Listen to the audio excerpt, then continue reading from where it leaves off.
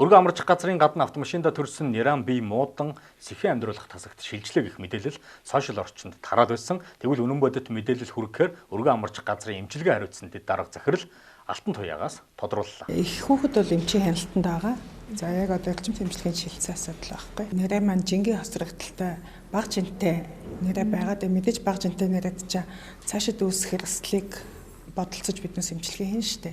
Ийм эмчилгээтэй л байгаа. Түүнээс шиг эрчим тэмцлэгэнд шилжсэн биеийн байдал нь хүнд байгаа тийм юу бол байхгүй. Ээж бол хар гэрийн асаргаанд их хүүхэд байгаа. 22 цаг 44 минутанд манай эмнэлгийн хаалгаар бол аав хандсан байгаа. За 48-аас 50 хаданд төрөлтийн үйл ажиллагаа явагдсан.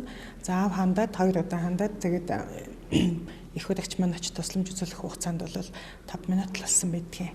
За эмнэлгийн хашааны гадна талд машинаа тавьсан. Тэгээд машин руу очиход бас нэг 10 метрийн зай байгаа шүү дээ, тийм. Ингээд энэ хугацаанд бол нэг 4-5 минутын л үйл ажиллагаа болсон байгаа. Тэгэхээр одоогор бол хүүхд их болон хүүхдийн бие ээж хүүхд хоёр хамтдаа цуг одоо ээж их асрамжинд цуг байгаа. Биеийн байдал нөхцөлтэй байна.